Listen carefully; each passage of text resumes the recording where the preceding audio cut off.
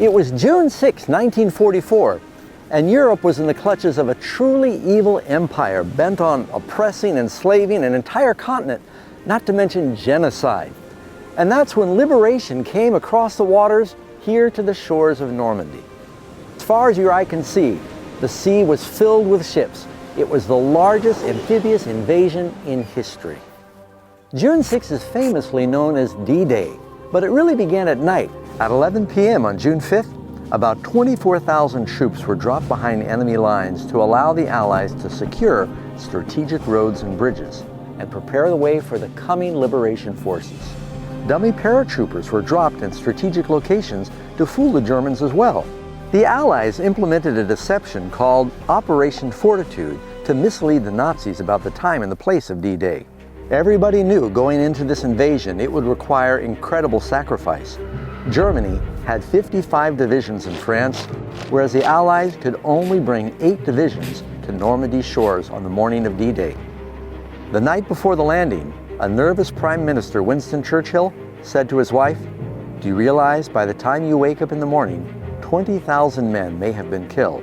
On the eve of the battle, Eisenhower told his troops, "You're about to embark on a great crusade towards which we have striven these many months, and the eyes of the world are upon you." At 3 a.m. on June 6, Allied bombers began to attack the Germans, dropping about 7 million pounds of explosives that day. The Allied naval forces included 7 battleships, 43 destroyers, and 18 cruisers, all of which began the attack at 5 a.m. At 6:31 a.m., United States troops began to go ashore, followed closely by the British and the Canadian forces. When they landed, the Allied troops encountered formidable defenses. Based across the ocean along the coast, Hitler had built what he called the Atlantic Wall. There were just these bunkers filled with heavy artillery, so that as the troops came ashore, they were just bearing down with a withering onslaught of fire on the troops approaching. It was something like shooting ducks in a barrel.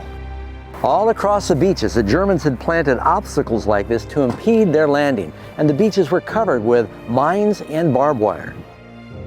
In order to win the war, it was so important that the Allies unload thousands and thousands of pieces of heavy artillery and equipment like this. They needed to establish a beachhead, and once the soldiers laid down their life, they were able to get a foothold and then liberate the continent of Europe. Over 450,000 people died during the Normandy invasion, both Germans and Allied, and over 9,000 Americans are buried here in the American cemetery right off the beaches where they landed. Multiplied thousands of American, British, Canadian, and French soldiers were willing to make the ultimate sacrifice that they might liberate a continent that was enslaved by darkness. You know, the Bible says whoever sins is a slave to sin in John chapter 8. But Jesus came into this world to save people that were enslaved by the devil. And he made the ultimate sacrifice. The Bible says in John chapter 15, verse 13, "No greater love has a man than this, that he would lay down his life for his friends." Clearly, these people poured out their final devotion that others might be free. You know, there's someone who gave their life that you might be free.